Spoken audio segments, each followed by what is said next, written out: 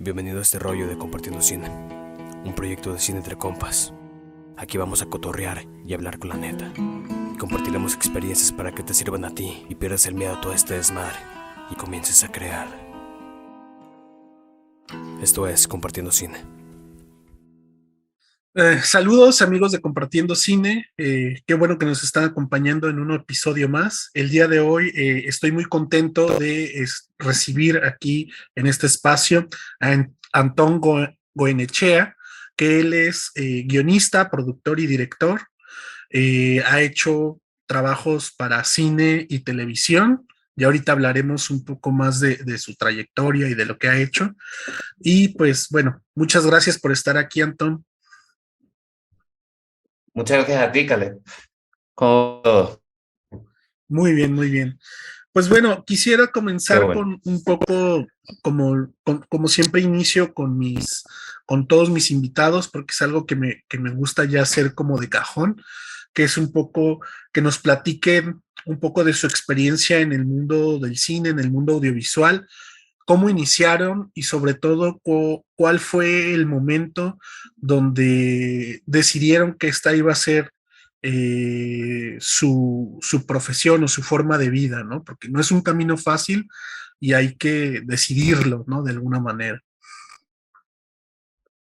Bueno, mi sensación es que cuando lo decides no tienes muy claro que no es un camino fácil. Después es una cuestión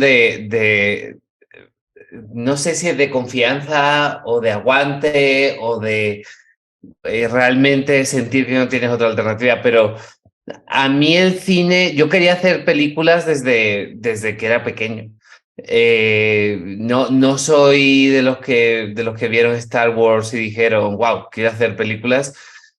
Extrañamente, en España, cuando yo crecía, ponían películas de arte a las 2 o 3 de la mañana. Entonces yo lo que hacía era grabar en modo LP en videocassette y conseguía que grabar pues 5 horas de televisión y de pronto encontraba películas muy extrañas, o sea, películas a las que no solía ver. Y nada, me encontré con Pink Flamingos de John Waters y yo debía tener 10 años, 10 11 años. No es una película para que vea un niño de 11 años. Claro, nadie sabía que la había grabado.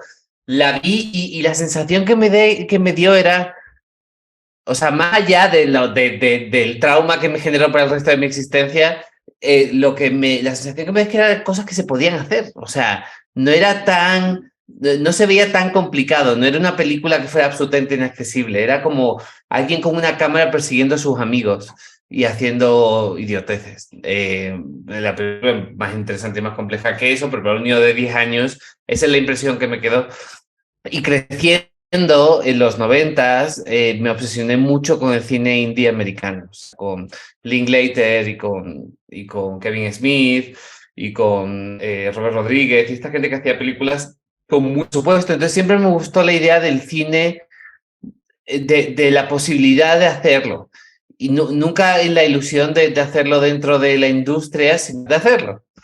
Y bueno, y un poco me fue llevando ahí, o sea, me metí en la carrera de director cuando, cuando terminé del instituto y mi madre, en un acto de inspiración, me dijo que quizá quería estudiar cine. Entonces había un módulo de grado superior de cine en Madrid y tal, porque sabía que era lo que me apasionaba.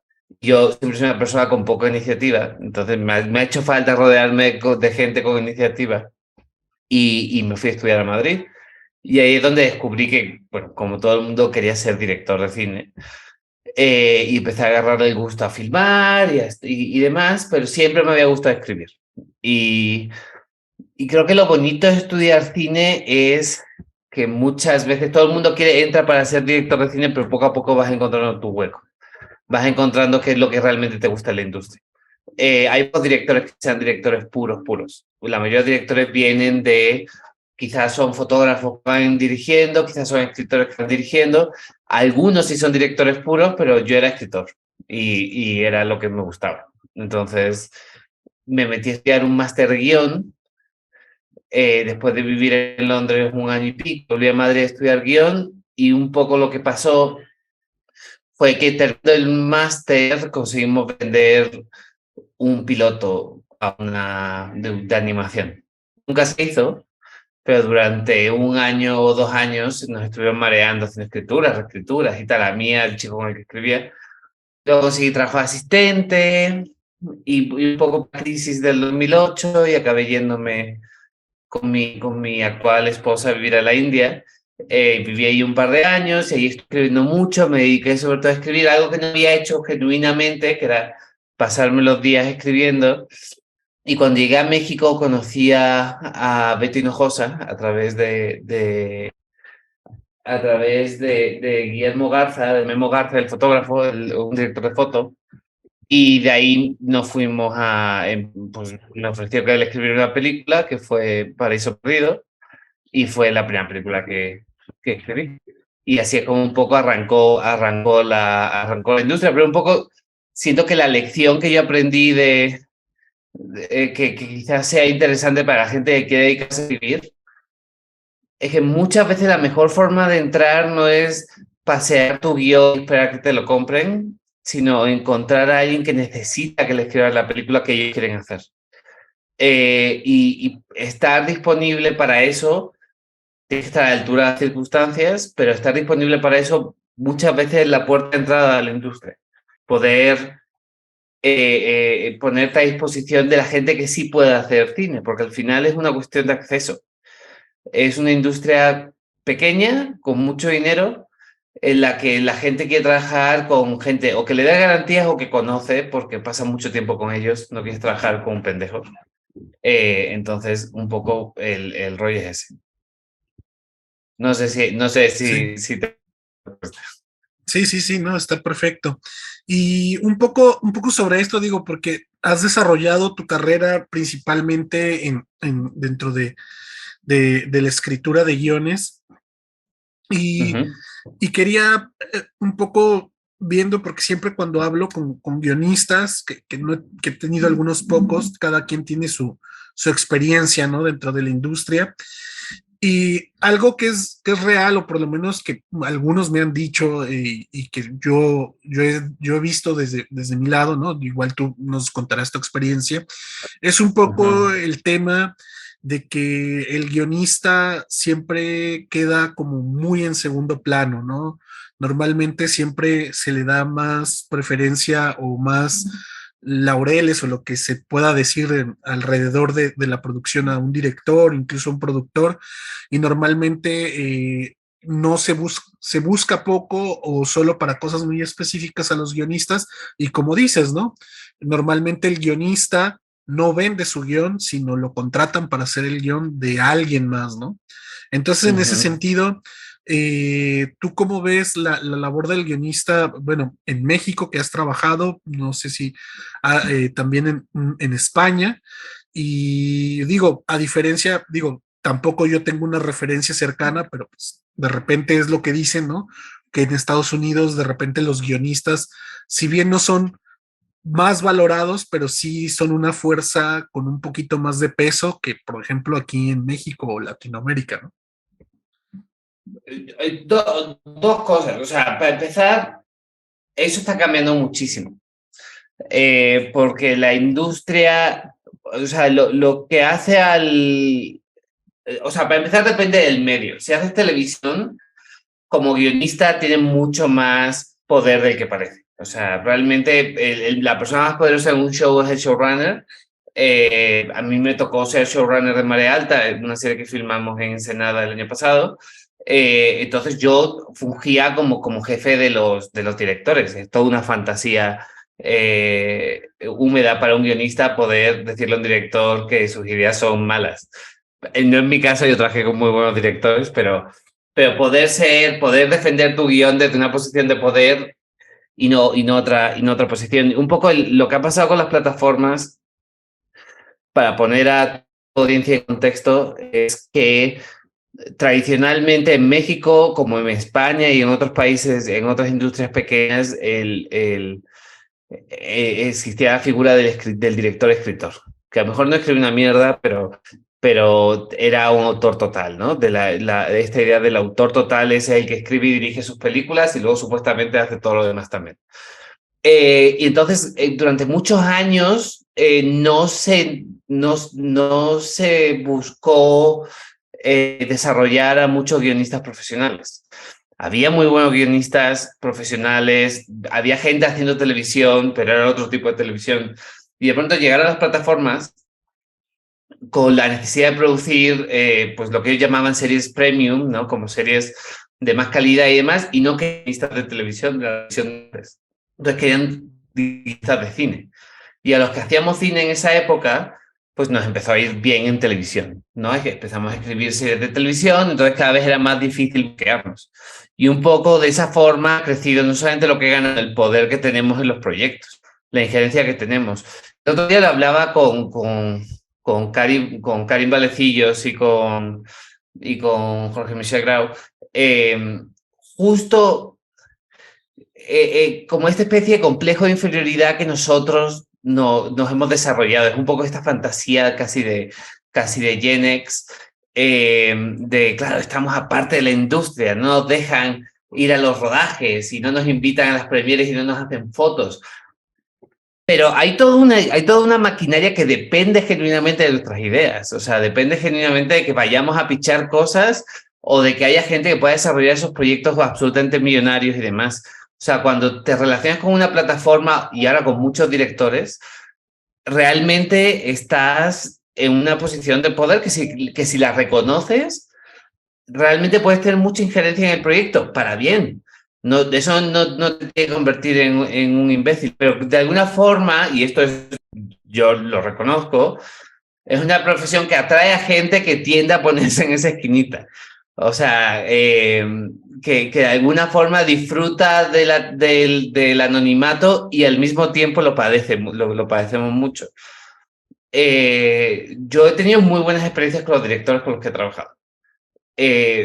Y en el cine, quieras que no, sobre todo en industrias pequeñas, el director hace mucho trabajo. O sea, no es solamente alguien que contratan que va, hace su plan de rodaje, va a filmar y tal. El director es un productor, es un tal, y al final se convierte... Y sobre todo tiene una visión específica en la traducción del guión. Yo no considero que el director sea un autor total. Creo que tanto los guionistas como los músicos, como los actores, todos participamos en el proceso, en el crecimiento del producto. Para mí el cineasta total es el editor, la verdad, es el que acaba creando el producto final, el que nos hace quedar a todos bien, o sea, no solamente a los actores. Al guionista le puede caer un premio porque por una idea que tuvo el editor en la sala de edición. Al director le va a arreglar un montón de pedos de la filmación. Entonces, yo evitaría pensar en esos términos y sobre todo sentirnos acomplejados porque la industria nos trata mal, porque por lo menos nosotros nos tenemos que pasar 4 meses en un set, que al principio está chingón, pero luego te quieres tirar de una azotea. Pero sí, claro, está bien, tío. Claro. Esto lo hacemos porque nos gusta, tío, y si al final consigues ver algo que escribiste en la pantalla, es increíble. O sea, aunque salga mal, es increíble. Entonces, yo intento ser muy positivo en ese sentido. Y me gusta mucho colaborar, además. Claro. Disfruto mucho del diálogo con el director, de entender qué es lo que quieren. Incluso si es un guión original mío, entender, o sea, trabajar en contra del director es pegarte un tiro en el pie, porque luego él puede hacer lo que quiera en el set. Y si tú no eres parte de ese proceso, ahí es donde va a meter la pata y ahí es donde va a cagar la película. Pero yo lo que le recomiendo a la gente que quiere ser guionista es que entiendan cuál es tu espacio creativo en la película. Y tu espacio creativo, en mi opinión, es la construcción del edificio narrativo de la película. La construcción de los personajes, la generación de los diálogos y demás. Crear el lenguaje visual de la película desde el guión, que creo que las escuelas de cine nos nos intentan lavar la cabeza para hacer que escribamos guiones que sean como muy... que sean básicamente diálogos para no ofender a los directores. Y cuando los directores en realidad nos ofenden. O sea, al director le estás haciendo parte del trabajo si le dices cuál es el punto de vista de la escena, si le estás planteando dónde arrancar y cómo moverse. Ellos o sea, van a hacer mucho mejor su parte de la chamba si el guión tiene cues visuales. Entonces hay muchas cosas que puedes hacer como guionista y luego sentirte orgulloso de la película. No te van a ir a entrevistar en Ventaneando, o sea, porque tampoco... Pero para eso, si quieres hacer eso, tío, dedícate a dirigir o conviértete en actor. Claro. Y también un poco en ese sentido, eh, ¿cómo ves el, como guionista tener, eh, vaya, cómo ha cambiado, un poco mencionaste un poco esto, ¿no? ¿Cómo ha cambiado la manera en cómo la industria se ha movido a partir de las plataformas, ¿no? De Netflix, que de repente van llegando otras y están invirtiendo gran cantidad de dinero en Latinoamérica y en México específicamente. ¿Cómo, cómo cambia un poco el paradigma de la producción, ¿no? Donde a lo mejor antes el jefe era el productor y a veces el productor también era el director. Ahora, Ujú. ¿cómo cambian las cosas para los guionistas? Bueno, para empezar, o sea, cuando trabajas con una plataforma eh, y eres guionista, eres staff en un cuarto de escritores y demás, la gente que toma decisiones está muy lejos de ti. O sea, realmente te sientes casi como una especie de monje. Estás en el cuarto de escritores, que es una experiencia más bonita para un escritor. Es, y tiene relación con el head writer, o si te toca ser o sea, jefe de escritores, tienes relación con el showrunner, los productores y la plataforma, y si te toca ser showrunner y escritor, pues te toca tener relación eso con el productor, ser jefe de los directores y tener un diálogo más directo con la plataforma. Realmente lo que pasa, claro, es trabajar para una corporación cuando trabajas para una plataforma. Y depende de la plataforma, están estructuradas de formas distintas. Lo que ha cambiado de antes, a mí me gusta mucho hacer cine porque creo que tengo un diálogo directo con la gente que puede tomar las decisiones finales, o sea, con el productor y el director. Entonces tú cuando estás escribiendo, tío, puedes tener una llamada con ellos y llegar a una decisión y eso es lo que se va a quedar y eso es lo que se va a filmar y luego cuando si tienen algún problema lo van a cambiar, pero no trabajas para una corporación o para un estudio y demás. Lo que han hecho las plataformas ha sido profesionalizar genuinamente el negocio y crear unos estándares que si no son de calidad, por lo menos son estándares profesionales a la hora con los deadlines, con las entregas, con lo que cobramos, o sea, acostumbrarnos a ganar bien por el trabajo que hacemos y que no se repartiera el dinero de una forma tan poco equilibrada, ¿no? Porque al final nosotros lo que hacemos es el plan de negocio del negocio. O sea, escribir la película y de ahí se va a sacar, con eso van a conseguir el dinero para hacer la película de tu documento al final, que es la representación de la película antes de que exista la película, es con lo que se construye no solamente la narrativa, sino el negocio de la película. Entonces muchas veces era ridículo, tío. Yo conocía gente que le pagaban 30.000 pesos por una película que iba a recibir $1.000.000 en Eficine. Y los directores se repartían el dinero del guión ellos y te daban a ti una décima parte. O sea, era muy un poco absurdo. Entonces también es tener acceso ahora a management, o sea, a tener un agente, a tener un representante que negocie por ti. Se ha profesionalizado la industria. También lo que pasa cuando se inyecta mucho dinero. Entonces, pues yo creo que eso es lo que ha cambiado mucho. Hay una parte buena, que es esa, que ahora todos los que somos profesionales, que trabajamos en la industria y podemos, aunque trabajemos por obra, hay ciertas garantías de que nos van a pagar, seguro, tío. Cuando trabajas con una plataforma te va a llegar el pago nadie se va a quedar con el dinero y tal. La parte que a mí me preocupa, sobre todo en cine, es que le das control creativo a una corporación. Que no significa que tengan malas intenciones per se. Que no significa que el ejecutivo sea un mal tipo que tiene una agenda diabólica ni nada de eso. Pero tiene ciertos intereses muy específicos. Eso creo que sí puede afectar al contenido de las películas. De que ciertas películas se pueden arriesgar más, de que ciertas películas de plano nunca van a conseguir financiación para existir, o peor todavía, si llegan a existir, no van a existir los espacios para que se expongan. Entonces, creo que tiene su lado bueno y su lado malo. Siempre nosotros vamos siempre como guionistas en el mundo del guión, tenemos que ver lo que consiguen los sindicatos americanos en derechos y demás, y de ahí nosotros pelear lo nuestro.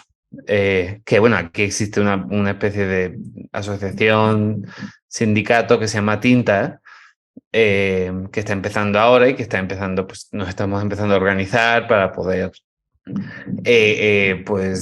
colaborar como que común, básicamente. Bien.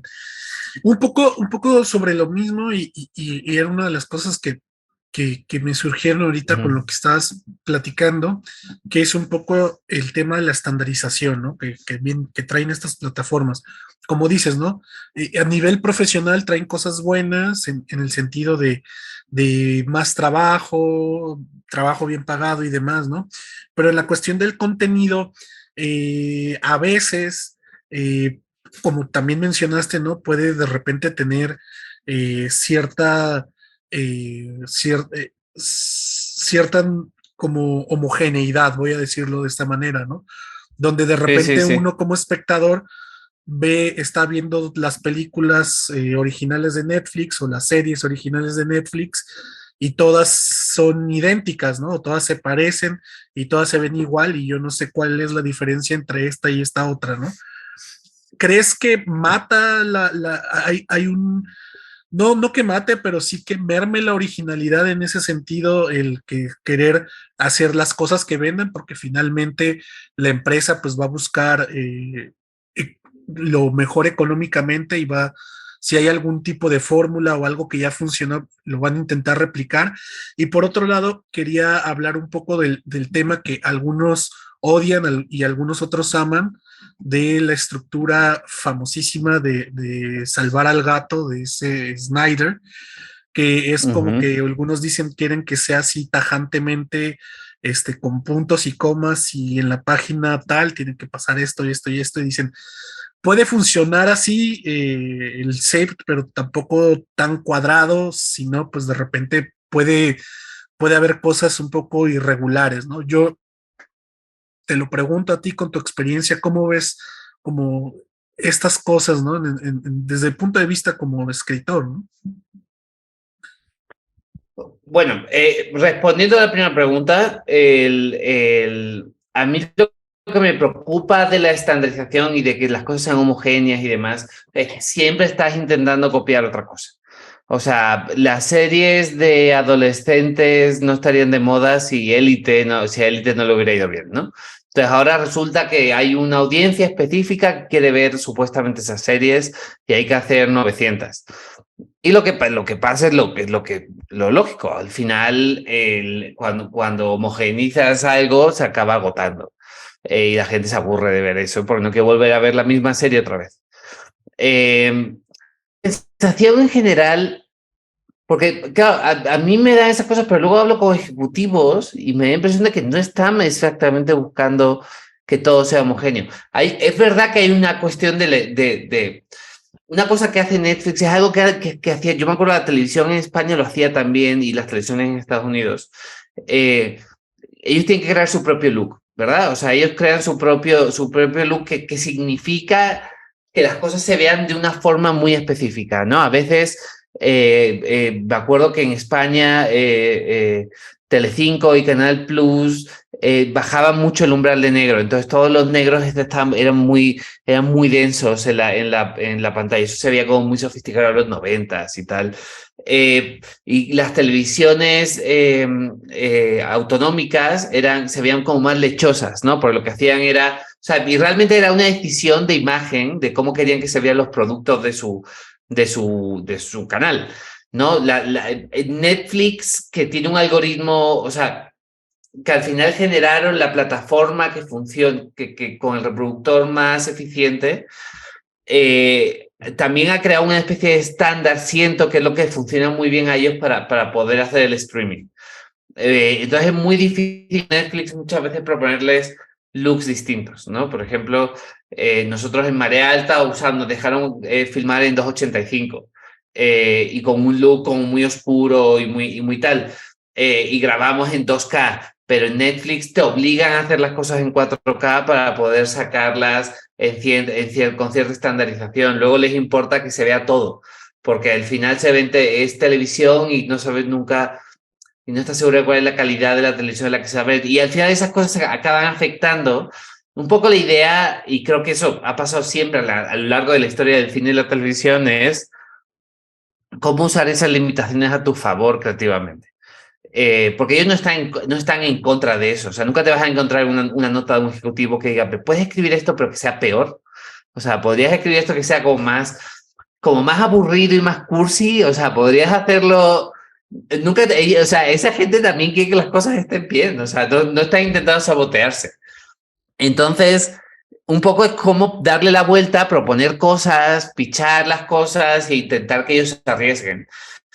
Pero sí es verdad que es tan complicado llegar que a mucha gente, la gente se vuelve muy conservadora a la hora de pichar no solamente ideas narrativas, sino ideas visuales, por miedo a que le digan no. Entonces, una especie de círculo o sea, como una especie de círculo vicioso de mediocridad, quizás. Que es una palabra muy fea y quizás no es exactamente eso, porque hay muy poca gente mediocre que llega a hacer cosas, pero sí, o sea. Y luego también es verdad que en la televisión, por ejemplo, a veces prima la imagen, pero la mayoría de veces no. O sea, las cosas se ven bien porque están filmadas por profesionales, con una Alexa, con unos lentes Cook o Panavision que se ven increíbles, y el tipo que graba el sonido lleva 20 años haciendo eso, el diseñador todo el mundo sabe hacer su trabajo. Pero tu pelea en televisión, por ejemplo, es contra el tiempo. O sea, tienes quizás 5 o 6 días para filmar un episodio si bien te va. Y ahí tienes que hacer un plan de trabajo y un plan para poder filmar. O sea, hay muchas cosas que tienen que ver con el propio medio que hace que te acostumbres a quizá productos un poquito menos visualmente menos sofisticados, narrativamente menos interesantes y demás. Pero yo creo que por ahí también tiene que ver con el volumen, siento. Hay que producir mucho muy rápido, ¿no? Si vas a filmar una telenovela de 50 capítulos, aunque tengas 6 meses, o sea, puedes estar filmando un capítulo cada 3, 4 días, tío. O sea, eso es, ponme 2 cámaras y vamos a filmar lo más rápido posible, pero cuando las escribes tienes que entregar 4 o 5 capítulos por semana. Entonces, eso inevitablemente va a afectar a la calidad final del producto, pero priman otro tipo de cosas que creo que también de las que también se pueden disfrutar. Y la segunda pregunta que me hiciste. Ok, entonces, me ibas a comentar acerca de lo que piensas o cómo ves esta, ¿cómo decirlo? Voy a decir como obsesión por querer tener el Save the Cat, pero como a rajatabla, ¿no? Que no se salga ni un centímetro de la estructura, ¿no? Ya. Fíjate que yo me da la sensación de que el Save the Cat está pasando de moda. que cada vez es menos relevante. Es una cosa, Save the Cat no es, puede ser muy útil cuando estás empezando un proyecto. Yo siempre voy a defender que cualquier herramienta para poder arrancar un proyecto es muy útil. O sea, cualquier cosa que te sirva para de alguna forma desbloquear como la escritura de una película, es correcto. O sea, Save the Cat es una plantilla, no es nada más, es un beat sheet, o sea, es como una especie de versión hiper sofisticada bueno, no sofisticada, hiper complejizada de la estructura en 3 actos, o sea, es rellenar más casillas. Y puede ser muy útil al principio. Puede ser muy útil, bueno, no puede ser muy útil. Los productores usan para leer guiones, ¿no? Porque de alguna forma quizá no son capaces de conectar con la lectura de un guión. No sé si porque han leído muchos o porque no han leído suficientes o porque no, bueno, quién sabe. Pero es ver un guión por las cualidades intrínsecas del guión y las cosas las que el guionista pensó, porque es parte del campo de trabajo del guionista descubrir la estructura de la película, ¿no? Pero es una forma de imponer una plantilla. Aunque la impongas, muy difícilmente vas a poder cumplirla más allá del beat sheet. O sea, es muy difícil que le pegues. Y una vez y si le pegas en el guión, es muy difícil que el director, porque ahora ya le estás pidiendo a otro tipo que tiene un ego 10 veces más grande que el tuyo, que filme para que eso caiga en el minuto 21, en el minuto 10, en el minuto no sé qué, y luego se tiene que pedir al editor y el editor te va a decir, no funciona porque no funciona. Entonces, a mí la sensación que me da, y mucha gente viene con su primer guión, o sea, con un beat sheet de la película, siguiendo el Save the Cat, pues poco a poco te das dando que no es, o sea, tampoco te hace tanta falta para escribir cuando empiezas a tener experiencia y tal. Y a veces sí, yo a veces en encargos lo uso. Si tengo un encargo y estoy trabado y tal, pues me siento, abro el Save the Cat y digo, ok, ¿qué le debería pasar a este tipo en el midpoint de la película? ¿No? ¿Qué debería pasar en el paso al segundo punto de gira? Hay conceptos que son muy anteriores al Save the Cat, que el Save the Cat usa para su propio beneficio, que a mí me parecen interesantes. O sea, como el cambio del paradigma de la película en el midpoint, el cambio de objetivo del personaje en el paso al tercer acto, el principio del viaje en el paso del primer acto al segundo. A mí el único concepto que me interesa de Save the Cat genuinamente es la única revelación que yo tuve leyendo Save the Cat fue el debate. O sea, plantear en la página, pues en la página 10, 11, lo que sea, el conflicto y que luego el personaje tenga un debate antes de tomar la decisión de empezar el viaje del segundo acto. Para mí es lo único que es útil. La construcción, la estructura y la construcción del primer acto. El resto, pues, o sea, ya lo había hablado Aristóteles, y es como contamos las películas, como contamos historias los seres humanos, como o sea, no empezamos, o sea, no las contamos de otra forma, porque es natural y lógico. Entonces, o sea, es una de esas cosas que aparte yo sí me he encontrado con productores que te dicen, no, aquí, lo que sea, pero aquí usamos Save the Cat. Como lo que tú digas, tío. O sea, dudo mucho que agarro tus películas, las divido en el beat sheet, en la cuenta y los puntos de giro están en el que dice. Lo dudo mucho. Porque no pasa así, la producción es mucho más orgánica que eso. Entonces, pues es una herramienta que saberse, pero no es ninguna garantía de absolutamente nada. O sea, Hay muchísimas películas muy malas que están hechas con set de CAD. Claro, claro. Y en ese sentido me gustaría brincar a otra cosa que también me parece interesante, que es sobre, que también es parte de tu trabajo. Primero que nada, pues tú ganaste en el 2021 un premio Ariel a mejor guión adaptado. Entonces has tenido experiencias adaptando de otros medios al cine, que eso tiene una dificultad diferente quizá de que crear un guión con una idea nueva, ¿no? Y también en el caso de la serie de Luis Miguel, estás adaptando, ¿no? Una biografía o algo biográfico y se está dramatizando, ¿no? Entonces, primero comenzar un poco con qué diferencia hay, y que nos cuentas tú desde tu experiencia, qué diferencias hay entre crear un guión con una idea original, puede ser tuya o de algún productor o director y colaborar, y tomar de referencia algo de literatura, una obra de teatro, una novela y demás, y adaptarla, ¿no? ¿Cuáles son, qué procesos son diferentes y cómo cambian las cosas, ¿no? Lo primero que es distinto es que te tienes que leer un libro, analizar el libro y luego un poco pensar en cómo eso podría ser una película.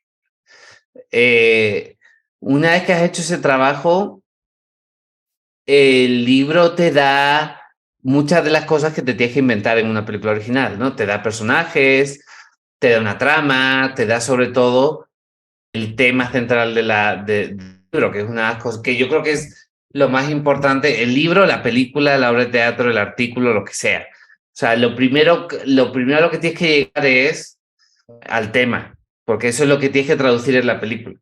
¿No? ¿De qué va este libro? Porque nunca o sea, es imposible genuinamente que todo lo que sale en el libro salga en la película. Entonces, qué es lo que a la gente le gustó de este libro? ¿Por qué merece la pena adaptarlo? Y eso es lo que tienes que descubrir, eso es lo que tienes que encontrar. Y un poco usando los personajes de la película, un poquito del libro, un poquito llegar a ese mismo, a la misma conclusión, el mismo tema. A veces a conclusiones distintas, pero lo que a los autores les gusta llamar el espíritu de la novela, yo creo que va muy centrado, o sea, es la tesis, ¿no? Es la tesis del autor, es el tema y su conclusión sobre ese tema.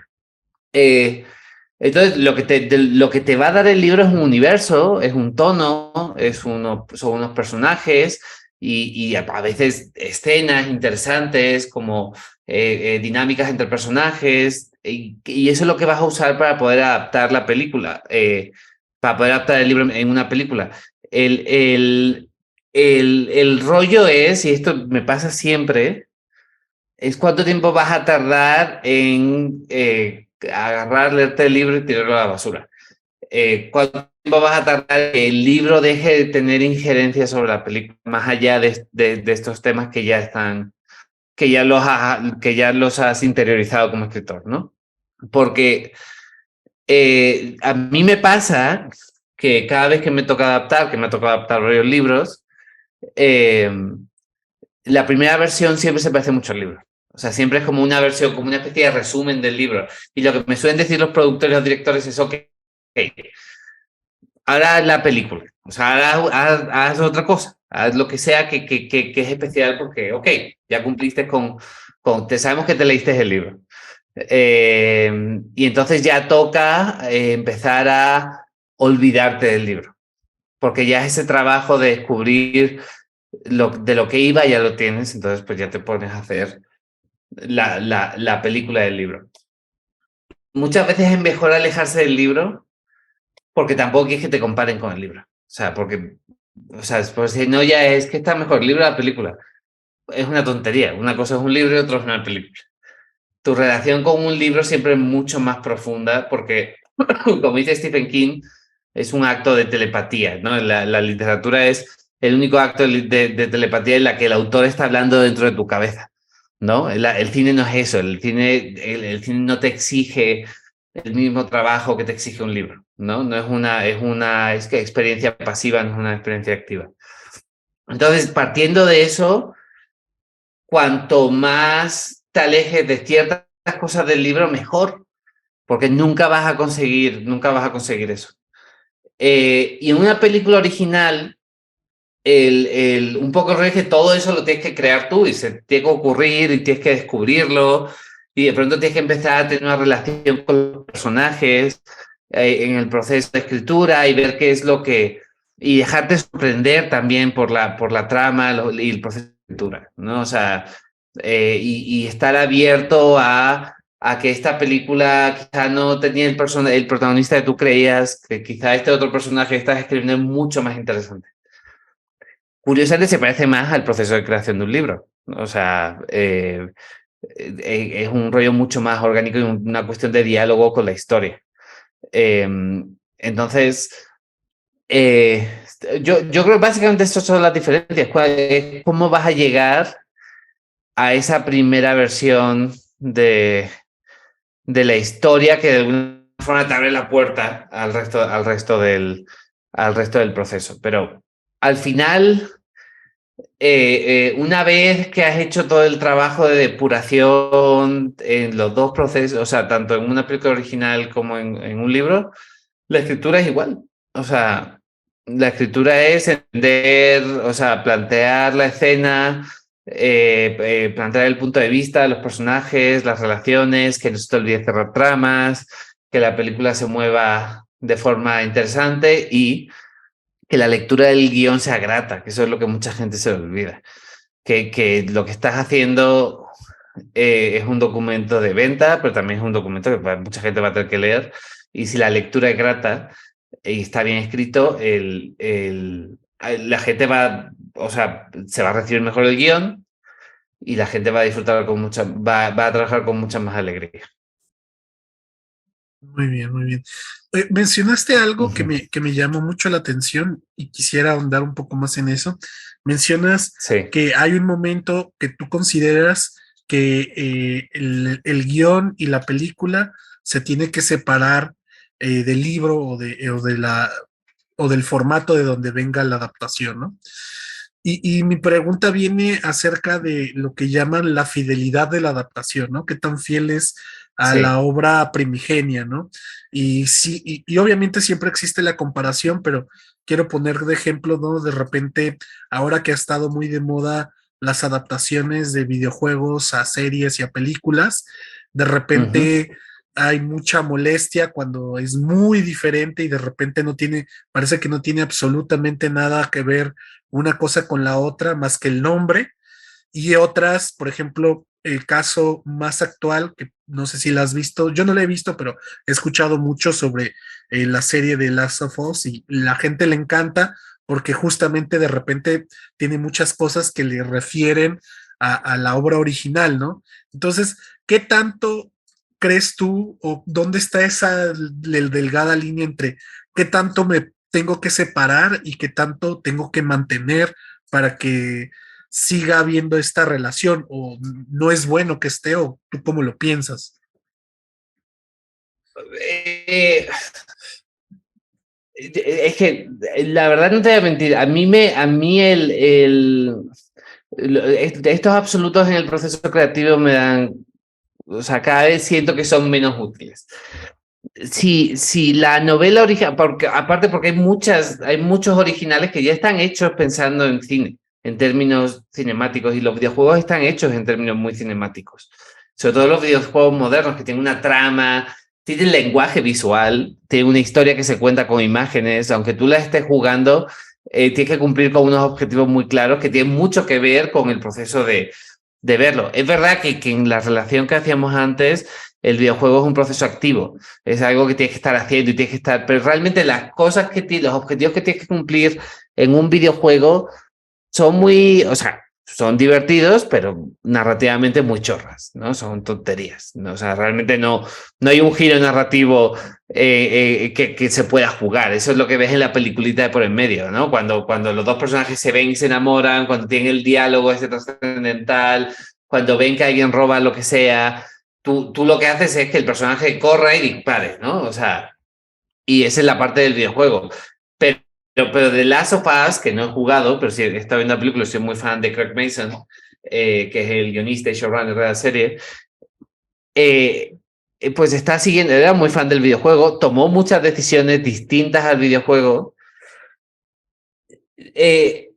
No sé, o sea, cada vez me da más la sensación de que se puede crear la idea de que algo es malo o de que algo no funciona por un tweet de alguien que se ofende porque jugó el videojuego y ahora quiere ver el videojuego en película o leyó la novela y hay que ver la novela en película.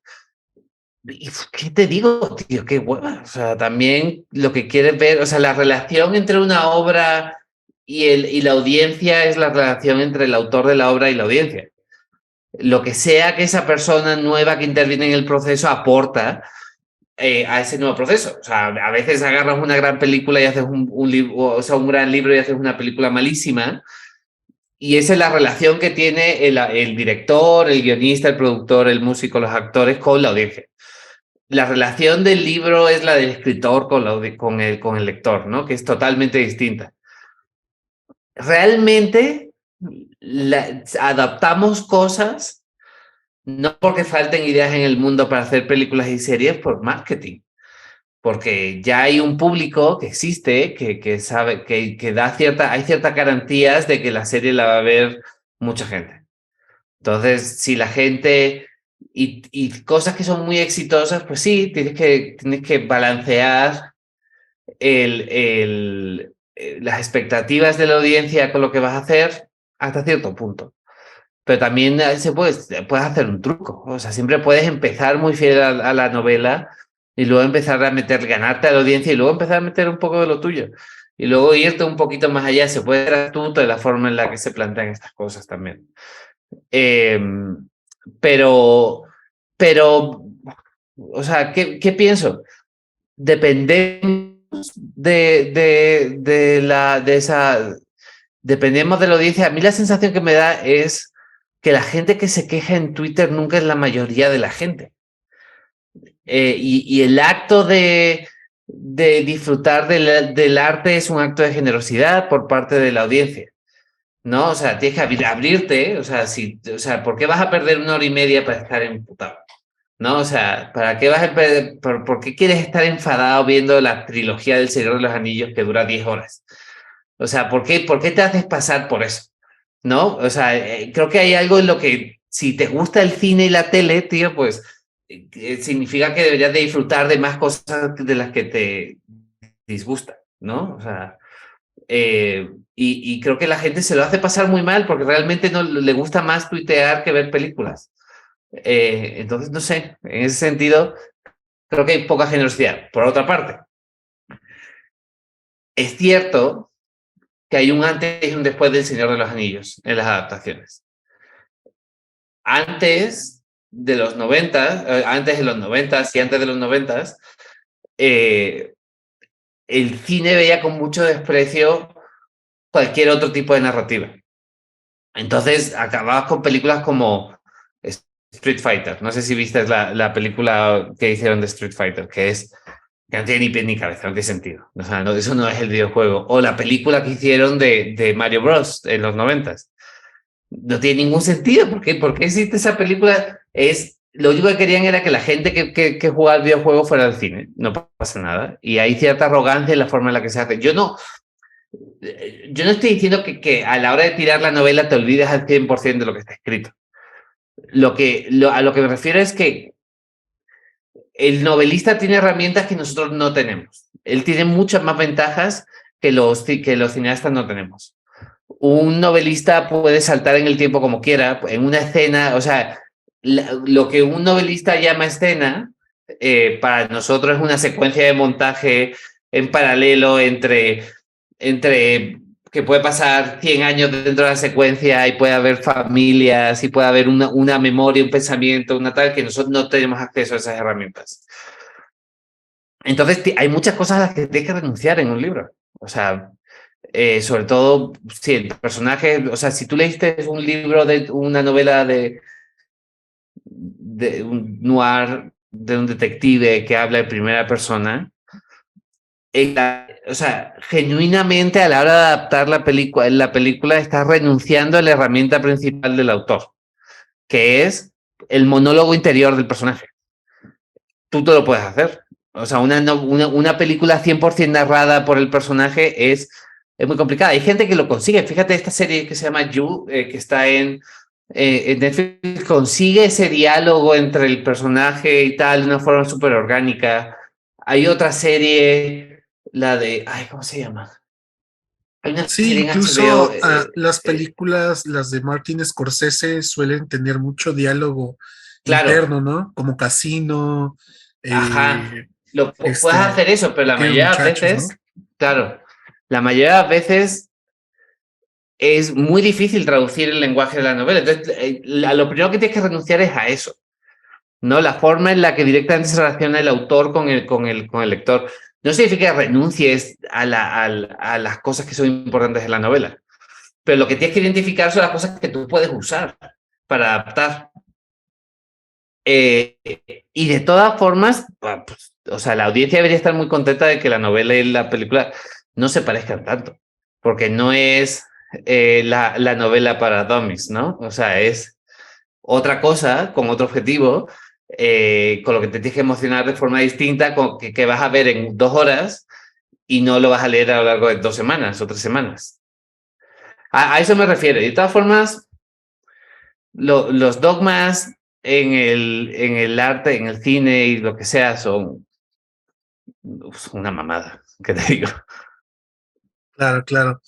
En ese sentido, un poco continuando en esto, pero pasándonos a otra parte, es eh, eh, cómo continúa, cómo sigue siendo el proceso ahora, pero tomando en cuenta que lo que se está adaptando es una biografía, ¿no? Algo que sí pasó, que hay que dramatizarlo y que hay que quitar y meterle cosas que creo que funciona más o menos igual que una adaptación, pero también Uh-huh. hay otros factores en juego, ¿no? ¿Cómo es ahí en ese otro proceso? Hay dos grandes mentiras que le contamos a las audiencias, que son que los documentales están basados, o sea, son una narración verídica de la realidad y que los biopics también están basados genuinamente en la vida de alguien. O sea, el proceso de dramatizar, el objetivo, en mi opinión, el objetivo del cine es alcanzar, igual de los documentales, es alcanzar esta verdad performática, ¿no? Es una verdad emocional, es algo que te transmite, es encontrar lo mismo que te decía antes, cuál es la tesis de mi película, cuál es el tema de mi película, qué sensaciones quiero que la audiencia se lleve, qué emociones, porque está construido de emociones, no está construido de hechos ni nada más.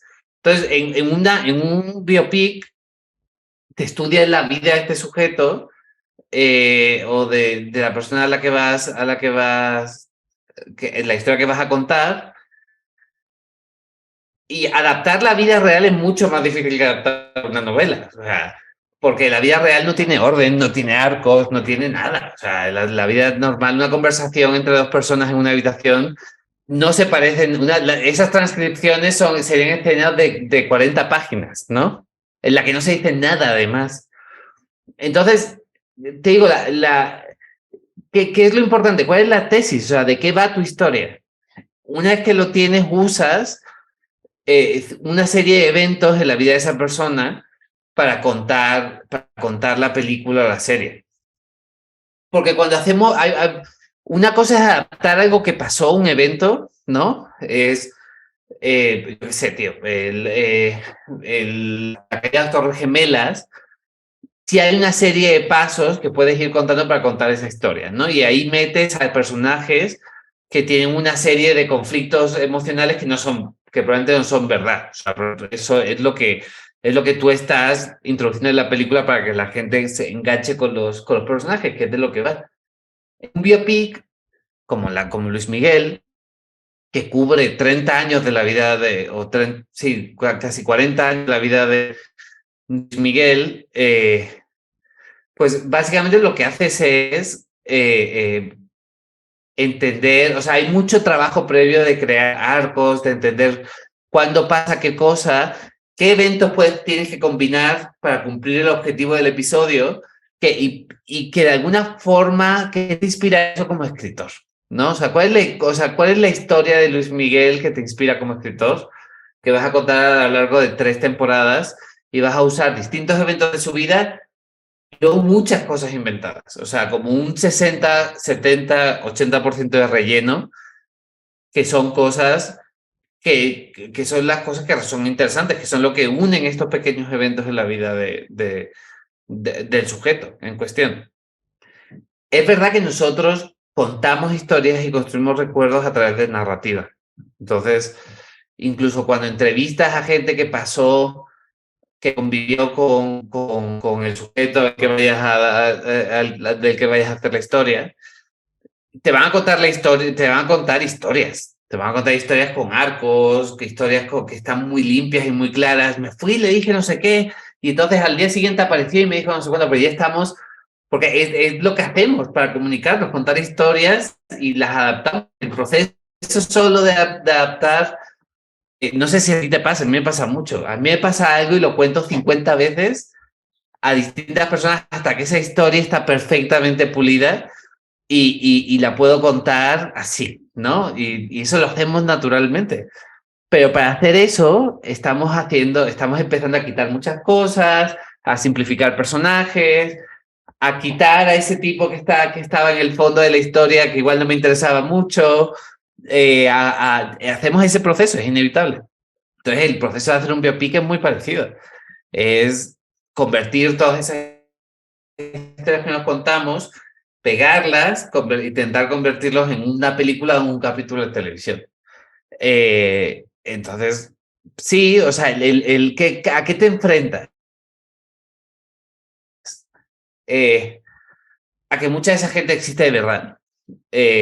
Y muchas veces lo que sea que estás diciendo puede afectar a la vida de alguien que existe de verdad, ¿no? Entonces tienes que ser responsable. No va de... O sea, no es... El arte no está por encima de la vida, ni el cine, ni la tele, ni nada está por encima de la vida de la gente. Entonces tienes que ser responsable con eso.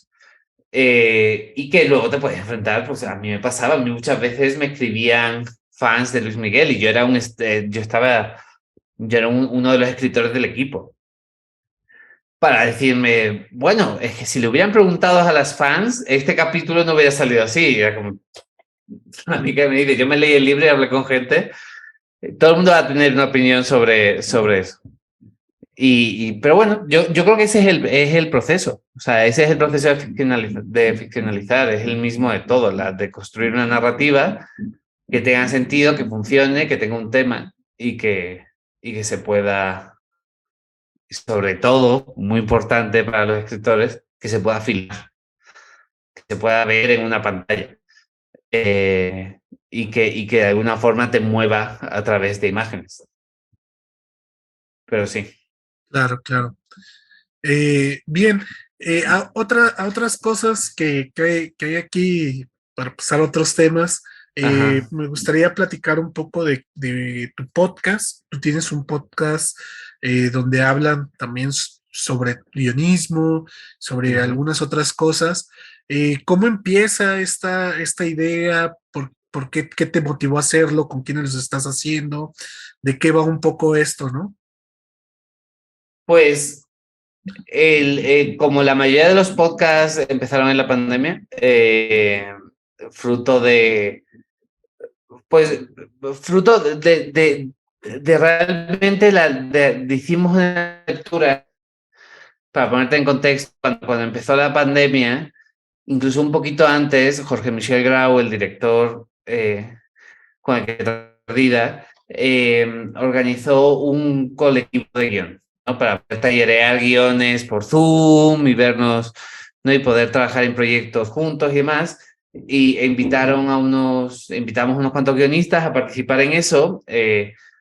Ahora mismo somos Jorge Michel Grau, Karim Valecillos, Josh Candia, Alo Valenzuela y yo, ¿no? E invitamos a otros guionistas que entren a hacer capítulos con nosotros, también para presentar a la gente y demás. Y yo creo que todos teníamos como la misma influencia de un podcast muy famoso también de guión estadounidense que se llama Script Notes, que lo hacen John August, que es el guionista de Big Fish, y Craig Mason, que es el guionista de Last of Us y Chernobyl. Y básicamente la función de ese podcast nos interesaba, era informar a la gente sobre cómo funciona la industria del guión, o sea, la industria del cine en relación al guión, como no solamente hablar de cosas específicas de guión, de técnicas, sino también de, pues eso, o sea, como que qué es ser un guionista profesional, ¿no? Eso es lo que nos interesaba hacer. Y no encontramos nada en Latinoamérica que hablara de eso en un tono un poquito más cercano. Entonces, esa fue la motivación para empezar a hacer el podcast, pero en el fondo es una especie de terapia para poder quejarnos y poder hablar de eso, de las cosas que nos molestan. Poco a poco, gracias sobre todo a Karin, estamos intentando ser más positivos en el podcast y que la gente, pues, es una profesión muy bonita la que tenemos.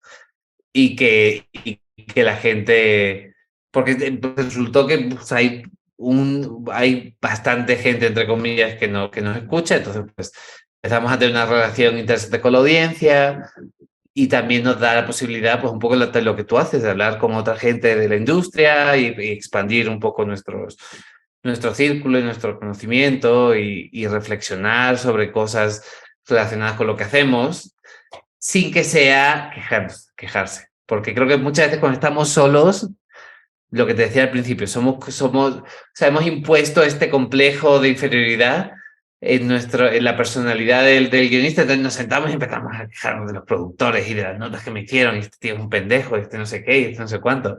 Entonces, en lugar de hacer eso, podemos hablar de por qué nos gusta el escribir, o sea, qué es lo bonito de esto. Y yo creo que es la razón por la que seguimos haciendo el podcast. Acabamos de grabar nuestro capítulo 50, que salió la semana pasada, y que precisamente es sobre el amor al podcast falso, el amor al guión. Entonces sí, por eso ese es un poco la idea de ese podcast. Va muy bien, muy bien. Bastante interesante. Y sí, ¿no? Es verdad, un poco de repente uno termina quejándose digo, extrapolándolo a cualquier otro mundo, ¿no? De su trabajo, de su vida y demás, pero pues al final de cuentas sigue uno ahí, le gusta a uno el hacer Claro. eso, ¿no? Digo, algunos dicen que nos gusta un poco torturarnos también un poco y un poco como masoquismo, pero también siempre hay una relación amor-odio, ¿no? O sea, quejarse es un derecho humano. O sea, te puede ir muy bien y te tienes que poder quejar porque es muy liberador. Lo que pasa es que también puedes entrar en una espiral muy negativa. Entonces, por supuesto, quéjate, critica a tus amigos a sus espaldas.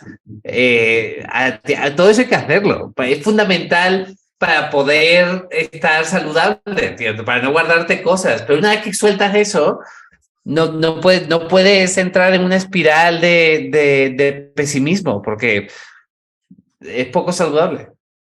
Claro, claro. Sí, sí, sí, por supuesto.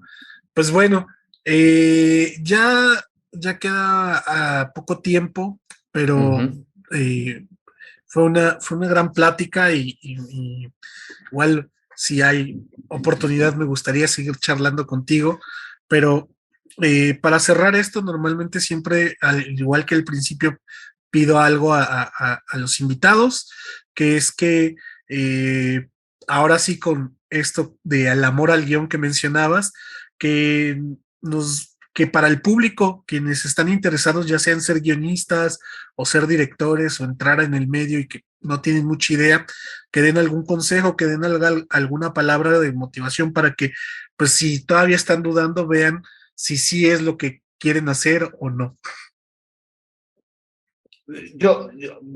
Genuinamente, y a veces suena al típico consejo, creo que si quieres hacerlo, tienes que hacer. O sea, porque al final escribir, y ahora mismo con la tecnología a la que tenemos acceso, dirigir es fácil. O sea, al final, ahora mismo, porque tenemos teléfonos, dirigir es solamente convencer a gente que te preste su tiempo. Y empezar a practicar, y si cuando terminas algo te hace sentir increíblemente bien, cuando terminas un guión, si consigues escribir un largo o una serie, muchas veces es una mezcla de experiencia, quizá talento, no, eso no lo tengo tan claro, pero sobre todo de aguante. Y de cumplir y de terminarlo y de escribir todos los días y de hacerlo. Hacer un corto, una peliculita es lo mismo.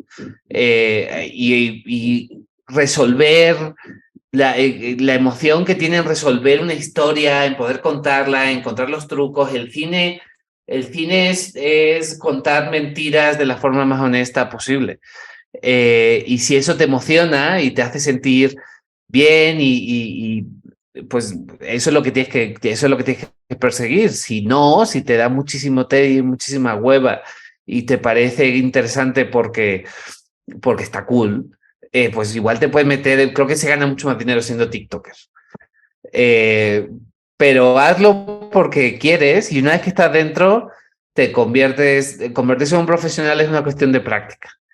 Y es una cuestión de estar en el sitio correcto y de permanecer. No hay un tren que pasa y es tu única oportunidad que se te escapa. O sea, las oportunidades se escapan y vuelven a aparecer. O sea, hay que estar presente, hay que estar preparado cuando llegue la oportunidad.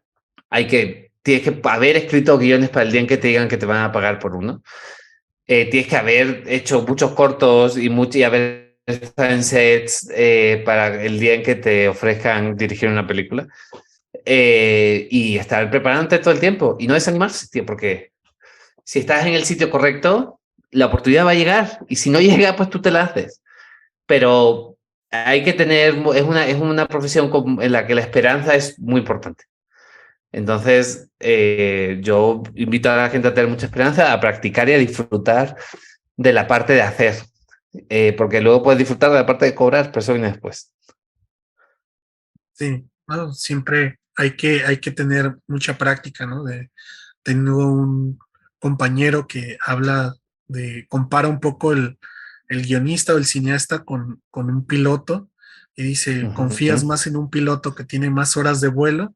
Pues en un guionista o en un director que ha filmado más o que ha escrito más, pues Sí, eso te da la práctica, ¿no?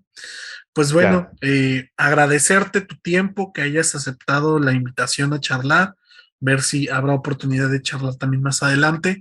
Y pues nada, que todos los que nos escucharon, pues espero que hayan obtenido algunas respuestas o quizá también algunas dudas, ¿no?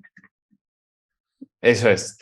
Y si tenéis dudas, podéis escribirle a Caleb. A mí no me escribáis. No, bro. No, un gusto. Muchísimas gracias por invitarme y ya volveremos a hablar. Perfecto, pues bueno, con eso terminamos. Hasta luego. Bueno.